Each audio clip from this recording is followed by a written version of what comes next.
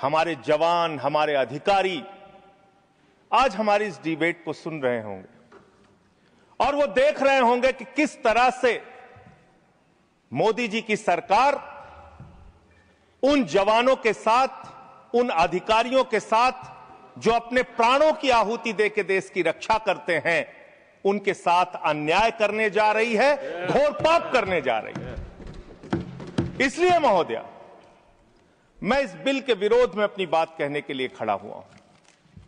एक फिल्म आई थी बॉर्डर, उस फिल्म का गाना था, संदेशे आते हैं हमें तड़पाते हैं, जो चिट्ठी आती है तो पूछे जाती है कि घर कब आओगे।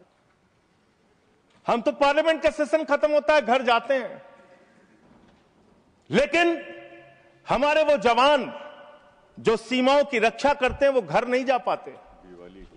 दिवाली हो, होली हो, तमाम त्योहार हो, शादी हो, ब्याह हो, चाहते हुए भी अपने घर नहीं जा पाते।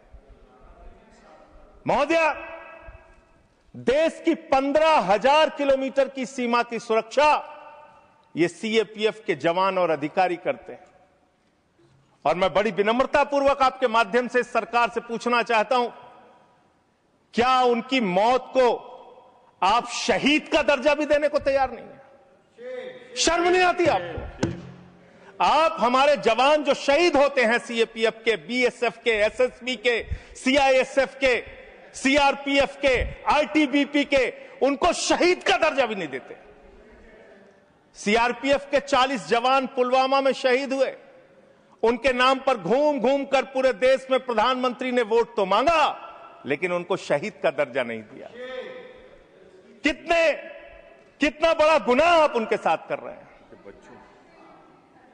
महोदया, मैं आपको बताना चाहता हूं कि पिछले 50 वर्षों में एक दो नहीं, तमाम कमेटियों ने सीएपीएफ के अधिकारियों के पक्ष में रिपोर्ट दिया, रिकमेंडेशंस दिया, सरकार से अनुरोध किया कि उनको उनका अधिकार मिलना चाहिए।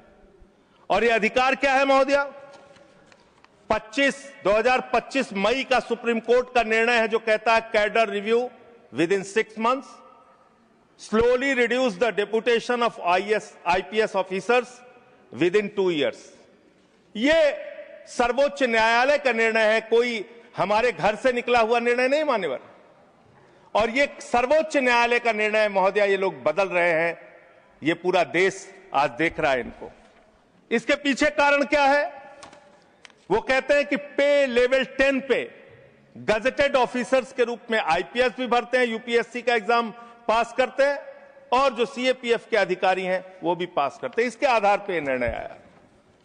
और 6 जो अलग अलग कमेटियों की रिपोर्ट आई, 1970 में एलपी सिंह जो सेक्रेटरी एमएचए थे, उन्होंने कहा finding avenues of promotion for officers of the IPS can not be the overriding objective.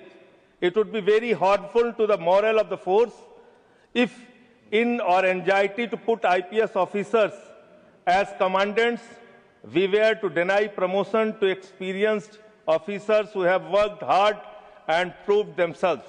फिर दूसरी रिपोर्ट आई 66 से 77 में केएफ रुस्तम जी की फर्स्ट डायरेक्टर जनरल बीएसएफ।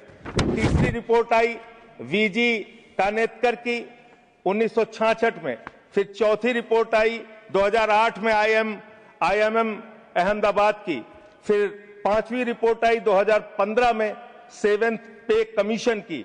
और 2 महत्वपूर्ण रिपोर्ट आई, मुझे लगता है चिदम्बरम साहब यहां नहीं बैठे होंगे, एक चिदम्बरम साहब की कमेटी की रिपोर्ट आई और एक एस्टीमेट कमेटी को चेयर कर रहे थे आपके आदरणीय पुरोधा भारतीय जनता पार्टी के पूर्व अध्यक्ष मुरली मनोहर जोशी जी।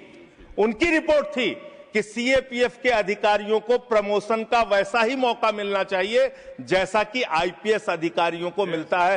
ये मुरली मनोहर जोशी और पी चिदम्बरम जी की रिपोर्ट है। वो गृह मंत्री रह चुके हैं भारत सरकार के। इसके अलावा अब मैं इनकी शहादत के बारे में बताना चाहता हूं। उनकी संख्या जवानों की और अधिकारियों की 11 लाख है। CRPF 3,13,678, BSF 2,92,000, CISF 1,60,000 ITBP, 89,000 SSB, 97,000। ये इनकी संख्या है पूरे देश में। महोदया, इनकी शहादत जो हुई है आपको जानना चाहिए, पूरे देश को जानना चाहिए कितनी बड़ी शहादत है इनकी। सीआरपीएफ के 62 जवानों ने अब तक अपनी शहादत, 62 अधिकारियों ने अब तक अपनी शहादत दी है, और सभी रैंक के अधिकारियों और जवानों को मिला दिया जाए तो 2290 अधिकारियों और जवानों ने अपनी शहादत दी है। बीएसएफ के 85 अधिकारियों ने अब तक अपनी शहादत दी है, और 2014 सभी रैंक के अधिकारी और जवानों ने अपनी शहादत दी है। सीआईएसएफ के 1 अधिकारी ने अपनी शहादत दी है, और 126 सभी रैंक के जवान और अधिकारियों ने अब तक अपनी शहादत दी है। आईटीबीपी के 13 अधिकारियों ने अब तक अपनी शहादत दी है, और 182 सभी रैंक के अधिकारी और जवानों ने अब तक अपनी शहादत दी है। एसएसबी के 5 अधिकारियों ने अब तक अपनी शहादत दी है, और सभी रैंक को मिला लिया जाए तो 51 अधिकारियों ने और जवानों ने अब तक अपनी शहादत दी। वीर गति को प्राप्त हुए, उनको तो शहीद आप मानते भी नहीं हैं। महोदया, मैं कुछ बड़े हमले जो देश में हुए उसको बता के, जब 2001 में भारत की संसद पे हमला हुआ, यह संसद अगर सुरक्षित है तो हमारे 19 सीएपीएफ के जवानों की बदौलत सुरक्षित है। 9 जवानों ने अपनी शहादत दी। मुंबई अटैक में 160 जवान और लोग अपनी शहादत दी। कश्मीर में 2014 में 20 जवानों ने अपनी शहादत दी। 2014 में वेस्ट बंगाल के एक्सप्लोजन में 2 जवानों ने अपनी शहादत दी। 2015 में 10 पुलिस फोर्स के लोगों ने अपनी शहादत दी। पठानकोट में 7 जवानों ने अपनी शहादत दी। 2016 में उड़ी अटैक में 19 जवानों ने अपनी शहादत दी। अमरनाथ के अटैक पे 7 जवानों ने अपनी शहादत दी। सुकमा अटैक में 9 सीआरपीएफ के जवानों ने अपनी शहादत दी, और 2019 में 40 सीआरपीएफ के जवानों ने अपनी शहादत दी। पूरे देश में उनके नाम पे आपने वोट मांगा, लेकिन उनको शहीद का दर्जा आज तक नहीं दिया।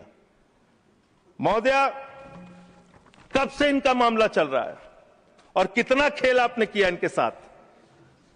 आप देखिए, 2010 में सीआरपीएफ के एक असिस्टेंट कमांडेंट की भर्ती होती है, 15 साल में कोई प्रमोशन नहीं।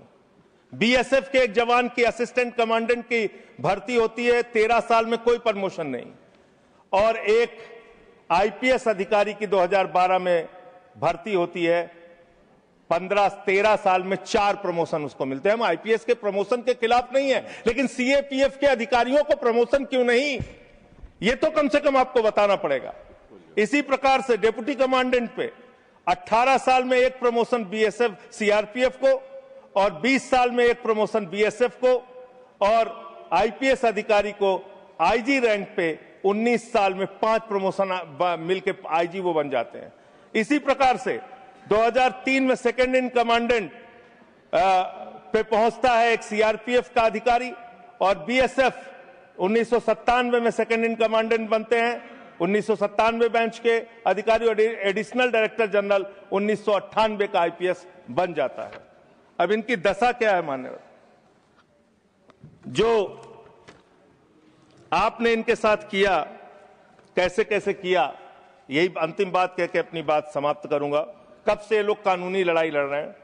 2012 में इन्होंने हाई कोर्ट दिल्ली में एक रिट पिटीशन दाखिल किया। फिर 2015 में इनको दिल्ली हाई कोर्ट से इनके पक्ष में आदेश आया। 16 में फिर आप इनके खिलाफ चले गए। फिर फरवरी में सुप्रीम कोर्ट ने आपके आदेश, आपकी एसएलपी को रिजेक्ट किया। फिर 2 अप्रैल 2019 में फिर इनके पक्ष में आदेश आया। फिर 3 जुलाई 2019 को, सबसे महत्वपूर्ण यह है महोदया, 3 जुलाई 2019 को मेरे ख्याल से 2 कैबिनेट मंत्री तो हैं, वो जरूर रहे होंगे उस कैबिनेट में, कैबिनेट ने पास किया महोदया, इसी सरकार के कैबिनेट में। क्या लिखा है इसमें? This would result in grant of NFFU to eligible Group A executive cadre officers of CAPF. The decision would also benefit Group A executive cadre officers of CAPF for availing the benefit of NFSG at an enhanced rate of 30% as per guidelines. ये आपके cabinet का आदेश है। Cabinet का आदेश आप खुद ही पलट रहे हैं। जो 2019 जुलाई में आपने इन अधिकारियों के पक्ष में एक निर्णय लिया, उसको आप खुद से पलट रहे हैं। महोदया, मैं आपके माध्यम से इस सरकार से कहना चाहता हूं, इन जवानों के साथ, इनके अधिकारियों के साथ ये अन्याय मत कीजिए। ये देश आपको माफ नहीं करेगा। ये भारत की सुरक्षा करते हैं, सीमाओं की सुरक्षा करते हैं, संसद की सुरक्षा करते हैं, एयरपोर्ट की सुरक्षा करते हैं। इन जवानों के साथ ये घोर अन्याय मत कीजिए। हालांकि आपको अन्याय करने की और अपमान करने की आदत है। स्वर्गीय बीजू पटनायक जैसे बहादुर व्यक्ति की आपने अपमान किया। आपसे बीजू पटनायक जैसे बहादुर, मैं महोदया इसी से इस विषय पर मैं खत्म कर रहा हूं। 1948 में पंजाब रेजिमेंट को युद्ध के वक्त बीजू पटनायक जी ने एक पायलट के तौर पर सीमा पे पहुंचाया था। आप उनको CIA का एजेंट कहते हैं। शर्म आती है आपके ऊपर। ये आप कर रहे हैं। आप अपमान करते हैं लगातार जिन्होंने इस देश के लिए अपना योगदान दिया। महोदया, मैं आपके माध्यम से बस खत्म कर रहा हूं, 1 मिनट में खत्म कर रहा हूं। महोदया, मैं आपके माध्यम से कहना चाहता हूं, देश पर ध्यान दीजिए, देश के लोगों की चिंता कीजिए। आज जब मैं आ रहा था तो यहां पे पता चला, आप तो कहते हैं ये देश नहीं झुकने दूंगा, ये देश नहीं झुकने दूंगा। आपके लोग पंजाब के, हरियाणा के, राजस्थान के, रूस के अंदर फंसे हुए हैं सैकड़ों दिनों से, और आज तक आप उनको ला नहीं पा रहे हैं। देश की सुरक्षा के बारे में आपको ध्यान नहीं, विदेश नीति के बारे में आपको ध्यान नहीं, आपकी विदेश नीति का कोई अता पता नहीं। बावजूद इसके आप एक बिल लेके आ रहे हैं जिससे कि अधिकारियों का हक छीनने और मारने का काम आप कर रहे हैं। मैं इस बिल के विरोध में हूं और जो अमेंडमेंट्स हमने दिए हैं उसको सरकार स्वीकार करती है और इसको बिल को सिलेक्ट कमेटी में भेजती है, तो इसका पूरा अध्ययन किया जाएगा। नेक्स्ट श्री मुजीबुल्लाह खान।